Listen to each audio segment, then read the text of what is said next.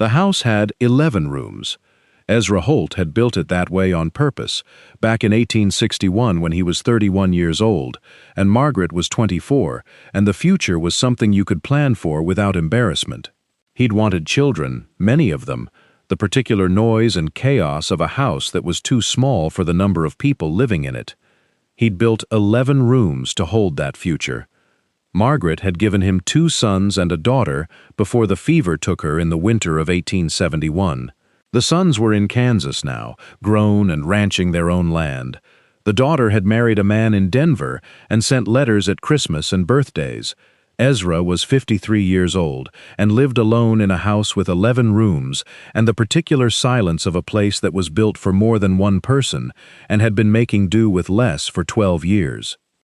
The silence had become a presence of its own, not peaceful, not restful, the kind that announces itself in the morning when you come downstairs and the kitchen is exactly as you left it the night before, because no one else has been in it.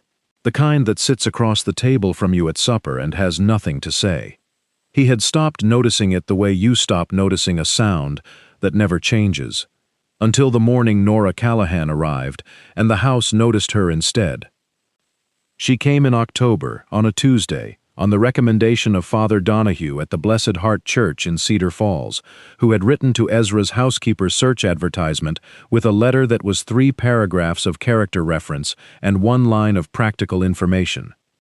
She is 26 years old, recently widowed, skilled in household management, and in need of honest work. I vouch for her completely. Ezra had placed the advertisement in May. He'd received 9 responses. He'd interviewed 4 women and found reasons, not all of them entirely honest, to decline each one. He wasn't sure what he was looking for. He knew what he'd found in the previous candidates: competence without warmth, or warmth without competence, or in one memorable case a woman who had spent the entire interview telling him what was wrong with his kitchen layout. He had agreed with everything she said and still shown her to the door. He read Father Donahue's letter 3 times and then wrote back asking when she could come. She came on a Tuesday in October with a carpet bag that was not quite full and a trunk that was. She stepped down from the stage in Cedar Falls in a dark auburn traveling dress that had been pressed recently and carefully and was beginning to show its age at the elbows. Her hair was the color of chestnuts, thick and wavy, pinned loosely at the back of her neck, with strands escaping at her temples. Her eyes, when she turned to look at the man who'd come to meet the stage, which was him, because he'd told himself he would send his ranch hand Coop, and then gotten on the horse himself, without examining the decision too closely, were hazel, the kind that shifted between green and brown depending on the light. She looked at him directly, not with boldness, not with shyness, just with the frank, assessing attention of a person who takes accurate stock of situations. "Mr. Holt," she said. "Mrs. Callahan," he said. He took her trunk. She didn't argue about it, but she didn't thank him effusively either, which he noted in her favor. She simply picked up her carpet bag and walked beside him to the wagon. They drove the 6 miles to the ranch in the October afternoon, with the Rockies turning gold and amber above them and the creek running low and cold alongside the road. He told her about the house: 11 rooms, 4 in regular use, the kitchen, the thing that needed the most attention. She listened without interrupting, which he appreciated. She asked 2 questions: whether he had preferences about the evening meal schedule, and whether any rooms were to remain closed to her. "No closed rooms," he said, "and supper at 6 when the work allows it." She nodded. She looked at the mountains for a while. Then she said, "Father Donahue said you've been searching since May." "Yes. That's a long time for a house that needs a housekeeper." He kept his eyes on the road. "I was particular," he said. She said nothing to that, but the corner of her mouth moved slightly, and he found he didn't mind being seen through. The house received her with the same silence it gave everything, vast and indifferent. She stood in the front hall and looked up at the ceiling and around at the rooms visible from where she stood, and said nothing for a moment. He watched her take it in. "It's a beautiful house," she said finally. "It's quiet," he said. He hadn't meant to say it. It came out the way things do when you've been thinking something for a long time and your guard drops briefly. He said it the way you state a weather condition. Not a complaint, just a fact. She turned and looked at him with those hazel eyes. Something moved across her face, quick and gone. "Yes," she said, "it is." He showed her to the housekeeper's room, which was the largest of the single rooms on the upper floor and had a window facing east, toward the mountains. She set her carpet bag on the chair without ceremony. He told her supper would be whatever she found in the kitchen. She told him she'd manage. He went back downstairs and ate, alone, in a kitchen that smelled for the first time in months of something other than his own cooking, because she'd made a simple soup from what she'd found and left a bowl for him on the stove before he came in. He sat at the table and looked at the bowl and thought about a woman who had been in the house for 4 hours and had already changed something about the air in it. He ate the soup. It was good. He went to bed and lay looking at the ceiling and did not think about the hazel eyes or the escaped strand of chestnut hair at her left temple, and was largely unsuccessful. The first week established a pattern. She rose before him, which he discovered when he came downstairs on the second morning to find the kitchen already warm and coffee already made. She managed the house with the efficient, unshowy competence of someone who has been running a household for years and doesn't need to demonstrate it to anyone. The rooms that had gathered dust in neglected corners were clean by the end of the week. The pantry, which had been in a state of resigned disorder, was organized with a system he couldn't quite parse, but that produced whatever he needed when he asked. She was also, he noticed, careful about space. She moved through the house without intruding. When he was in a room, she found reasons to be in a different one. Not evasively, he didn't get the sense of someone trying to be invisible, but with the particular tact of a person who understands that a man who has lived alone for 12 years might need time to adjust to company. He appreciated the tact. He also found, somewhat to his irritation, that he noticed the absence when she was elsewhere. He would be in the study with the accounts, and be aware that she was in the kitchen, or that she had gone outside to the kitchen garden for something. He was aware of the house differently with another person in it, aware of it as a structure containing 2 lives rather than 1. On Friday evening he came in late from the north fence to find the kitchen lamp lit and a plate kept warm on the back of the stove. He stood in the doorway for a moment, looking at the lit lamp and the covered plate. These were small things. They were also things that no one had done for him in 12 years. He sat down and ate, and Nora came in from the main room where she'd been mending and looked at him and said, "The north fence? Section came down in the wind. Is it fixed?" "Tomorrow," he said. "Too dark tonight."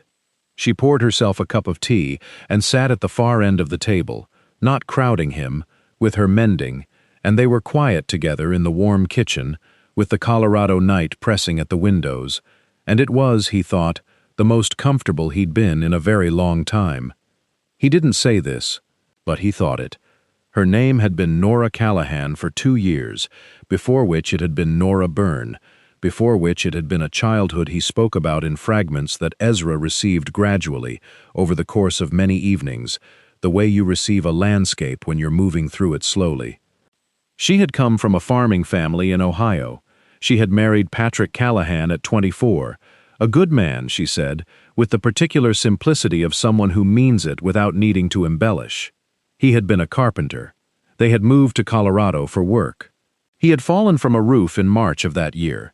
He had been gone before the doctor arrived.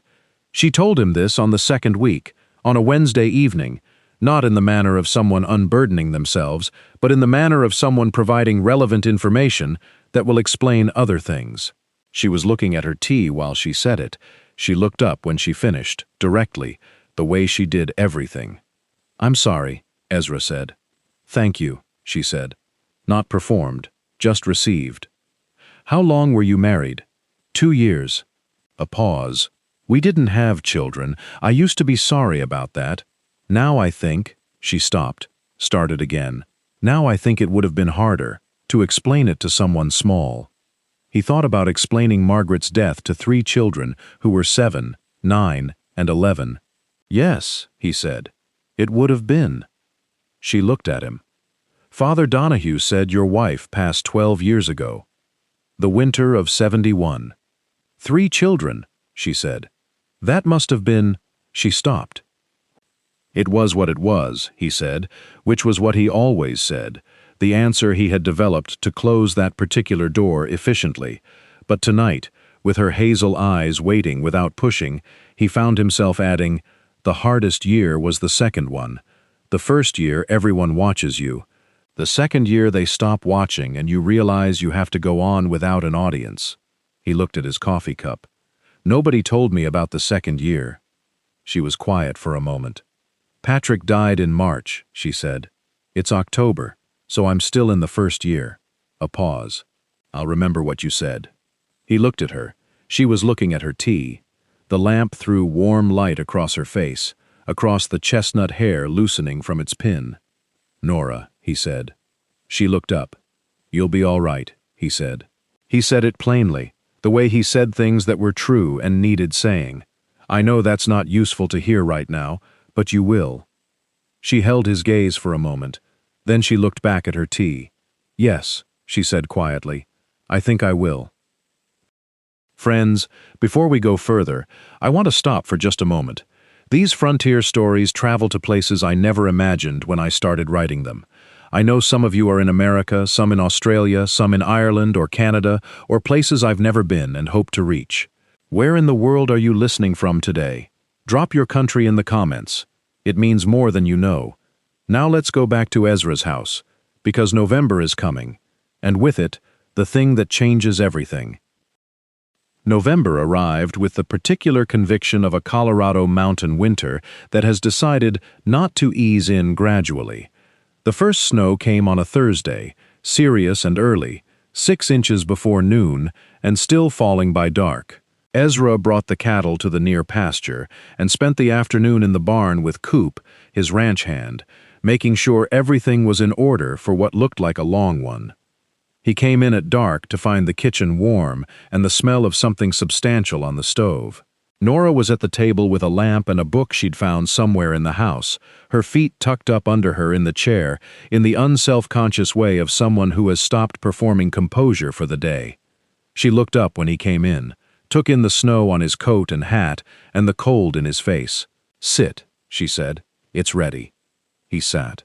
She put a bowl of beef stew in front of him, and bread she'd made that morning, and went back to her book, and he ate in the warmth, and the snow came down outside, and the house was, for the first time in years, something other than quiet.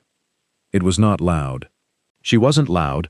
She turned pages quietly, and her breathing was quiet, and the sound of her cup being set on the table was a small, specific sound, but it was the sound of another person's presence, and Ezra found the difference between that and silence was the same as the difference between a lit room and a dark one. The shapes of things were visible again. "What are you reading?" he asked. She looked up, showed him the spine. A novel, one of the ones he'd bought for Margaret years ago and never touched afterward. "I hope it's all right," she said. It was on the shelf in the study. "Read whatever's there," he said. "They've been sitting long enough." She looked at the book. "Someone read this one already. The margins have notes." "Margaret," he said. "My wife. She had opinions about books." Nora looked at the marginalia with an expression he couldn't quite read. She disagreed with the ending, she said, quite firmly. She usually did, he said, with fictional endings, said real life had better ones. Nora considered this. "That's either very optimistic or very sad," she said. "Depending on how her own ended." He looked at the table. "She was 34, he said. "Pneumonia. 3 days from fine to gone." A silence. The snow was coming down thick against the window. "Then it's very sad," Nora said quietly, "and also still true." The trouble came from where trouble usually did, from the past, arriving without invitation. His name was Gerald Marsh, and he was Margaret's brother, and he had come from Denver on the Wednesday stage, with a well-cut coat and the air of a man who has arrived to correct a situation. He appeared at the ranch on a Thursday morning while Ezra was in the barn and introduced himself to Nora in the kitchen, which she reported to Ezra with the neutral precision of someone delivering facts and making no editorial comment. "He said he's family," she said. "He's having coffee in the main room." Ezra went in. Gerald Marsh was 50, broad-shouldered, with Margaret's dark eyes and none of Margaret's warmth. He had made a considerable amount of money in Denver property and wore the confidence of it the way some men wore good coats. "Ezra," he said, with the tone of a man who has been rehearsing. "Gerald." Ezra sat down across from him. "What brings you out in November?" "Concern," Gerald said. He wrapped both hands around his coffee cup. "I was in Cedar Falls last month. People talk." "They do," Ezra agreed. "A young woman," Gerald said, "living in the house." "My housekeeper," Ezra said. "Hired through Father Donahue at Blessed Heart. I have the letter of reference in the study." "That's not—" Gerald paused. Started again with the careful tone of someone who has decided to be diplomatic and is finding it effortful. "Ezra, you've been alone a long time. I understand the appeal of—" "Careful," Ezra said, quietly. The way he said things he meant. Gerald looked at him. "I'm speaking as family," he said. "You're speaking as someone who has come 6 miles in November snow to tell me how to run my household," Ezra said. "You can speak as family when you've earned the standing. At present, you send a letter at Christmas and otherwise leave me to manage." A silence. Gerald turned his coffee cup in his hands. "She's a widow," Ezra said. 26 years old, 3 months out of grief, and working for honest wages. That's the full story. You can take it back to Cedar Falls and give it to whoever's been talking." Gerald left before noon. He was gracious about it, to his credit, and shook Ezra's hand in the yard with the expression of a man who has recalibrated. Ezra stood in the yard for a while after the wagon disappeared down the road, the snow still coming down, and thought about what he'd said.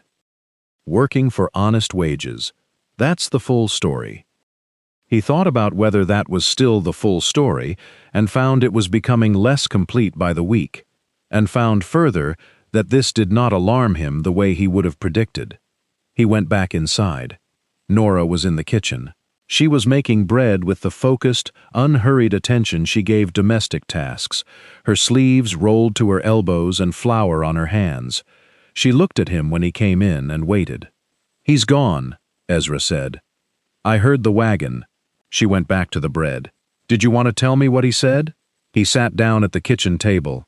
He had concerns about a young woman living in the house. Her hands kept moving in the dough. "I expected something like that."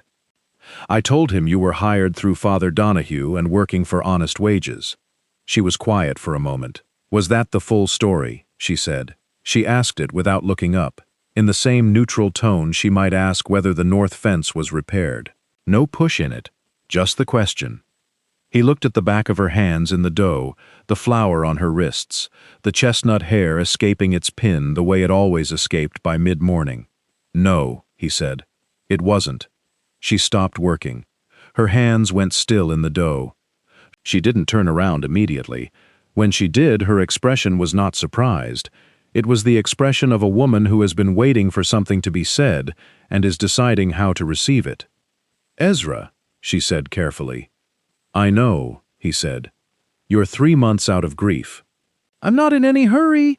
I have no intention of—" He stopped. He was doing this wrong, moving too fast, through something that required more care. He started again. "There's a room in this house," he said. 11 rooms. I built them for a family, and I've been alone in them for 12 years. I don't want to be alone in them anymore." He looked at her. "That's as plainly as I can say it." The kitchen was very quiet, snow against the window, the bread dough waiting on the board. "I've been in this house for 6 weeks, she said. "I know." "You don't know me well enough. I know you woke up early every morning for 6 weeks and made coffee before I came downstairs," he said. "I know you read Margaret's novels and take the marginalia seriously. I know you told me about Patrick without self-pity and without performance. I know you kept a lamp lit when I came in late from the north fence." He paused. I'm not talking about forever tonight. I'm talking about the direction. She looked at him. Hazel eyes in the lamplight, flower on her wrists, the most natural and unguarded she'd looked since she arrived. The direction, she said.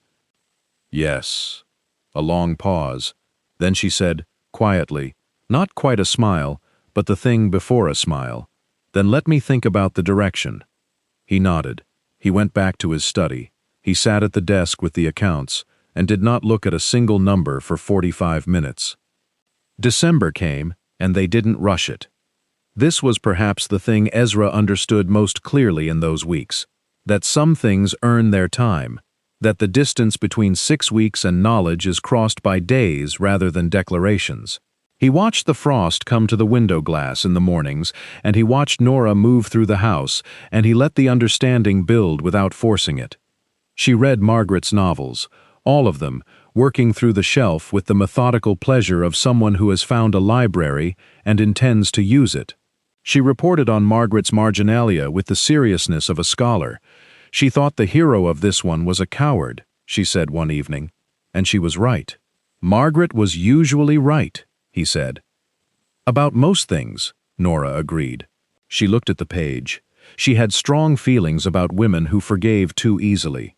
There are 3 separate notes in this chapter about it. She'd been a rancher's wife for 15 years, he said.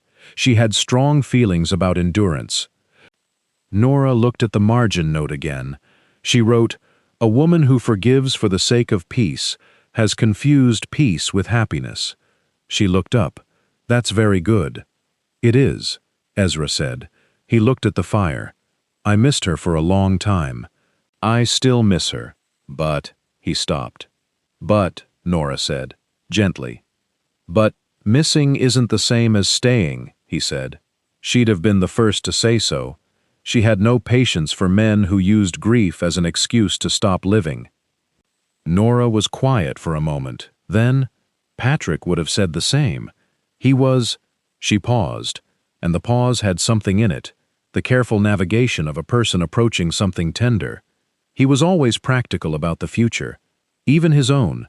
She folded her hands in her lap. He made me promise, a week before he died, that I'd go on and make something of it. I was angry at the time. I told him not to talk like that. She looked at the fire. He was right, of course. They usually are, Ezra said, when we don't want them to be. She looked at him then, and for the first time since she'd arrived, the careful distance she'd maintained dropped entirely. Not dramatically, it just wasn't there. "Ezra," she said. "Yes." "I've thought about the direction," she said. He waited. "It's a good direction," she said. "I think."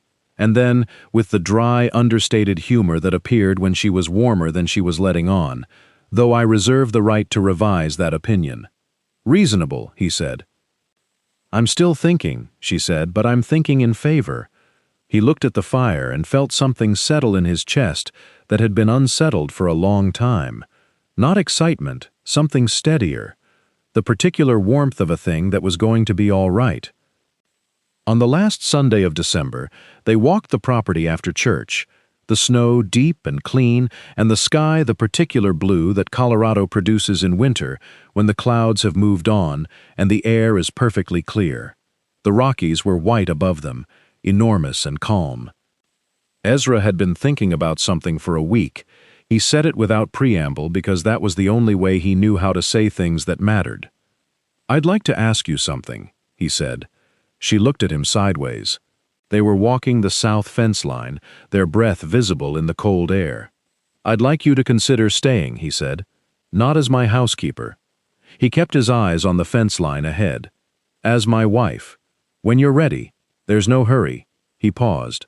"I want you to know that I mean that. There's genuinely no hurry." She walked beside him for a moment without speaking. The snow crunched under their boots. A hawk turned high above the south pasture. 11 rooms, she said finally. "Yes. You built them for a family." "I did." She stopped walking. He stopped beside her.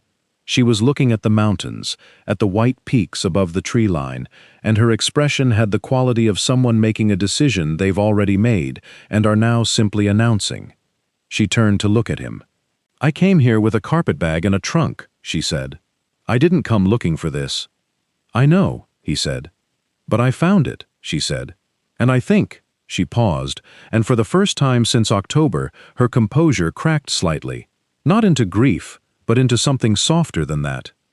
"I think Patrick would have liked you. He had good judgment about people." She looked at the mountains again. "He'd have said you were honest. He valued that above most things." Ezra was quiet. The hawk came around again in a slow circle. "Yes," she said. She said it the way she said all the things that mattered, simply, plainly, without decoration. Not today, but yes.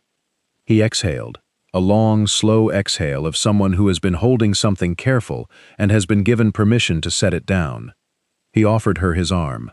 She took it, her hand through the crook of his elbow, and they walked back toward the house in the December cold, the mountains above them and the frozen creek beside them, and the smoke from the 11-room house visible against the blue Colorado sky. What would you have done in Nora's place? A widow, 3 months into grief, in a stranger's house, being offered something she didn't go looking for. Would you have stayed, or would you have needed more time? There's no wrong answer. Leave your thoughts in the comments. I think about this question more than I'd expected. They were married in February at Blessed Heart, on a clear morning when the cold had softened slightly and the light on the snow was almost warm.